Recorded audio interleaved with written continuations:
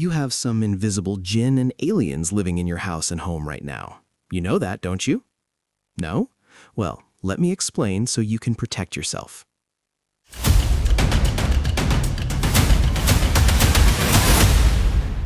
Hello, everybody. In the previous videos, we discussed the various types of aliens and their distinct races. We said that a lot of them live on the water or under the water, and that most try to avoid humans and any interaction with them. However, some of their species live among us and in our own houses.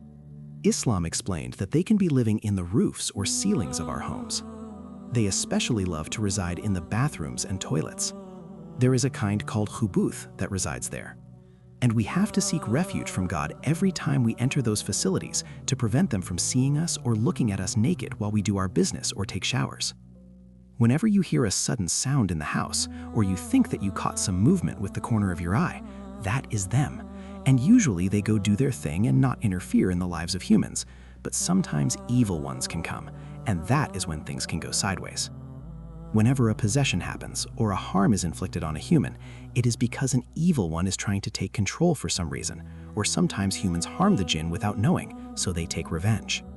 This could happen if you, for example, throw hot water on the ground, and it happens that a child jinn was there at the time. It could burn him, and that will get the jinn angry and revengeful.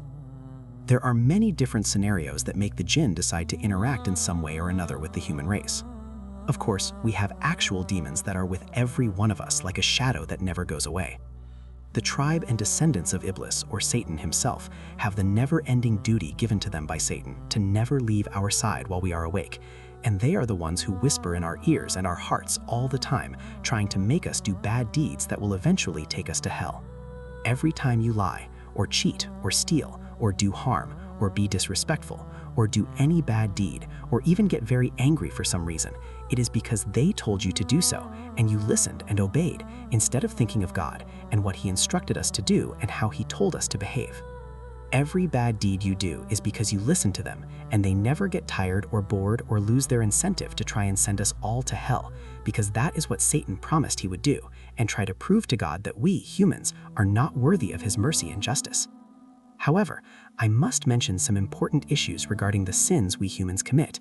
If you have one particular sin that you do all the time, that you repeat often, it is not because the army of Satan told you to do it, but it is your own self and your desire, and those kinds of sins are the ones we must fight especially hard and try our best to control our own faulty desires.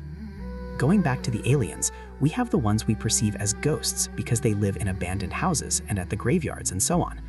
The issue is that, as we mentioned before, they try to avoid humans, so they live in places that humans do not like living in. And of course, if someone encounters a jinn in some of these places, it is scary, and our imagination starts to create all kinds of possible explanations and stories in our minds. But it is just a kind of alien being that lives there, and you disturbed his peace. Regarding the water issue, we must mention that Satan has his throne built on water somewhere in the middle of the ocean. We do not know where exactly, but it was mentioned in the books of Islam that every night the demons go back to him to report their accomplishments during the day, and the most beloved to him and the one whom Satan will call to sit near him is the one who succeeded that day in breaking a marriage, the one that made a wife and a husband divorce. Why? Because breaking a family is the cornerstone of breaking society and creating parentless children who don't have religious values. That is why today's societies are so broken, and we are like all civilizations before us, at the end of our history or storyline. And since we live in the end of days, and all the minor signs of Judgment Day have already appeared, this is the last generation of humans and aliens to roam the earth before the appearance of the major signs of Judgment Day. The next video will be about the minor and major signs of Judgment Day. Follow us so you don't miss that interesting topic. We have reached the end of our video.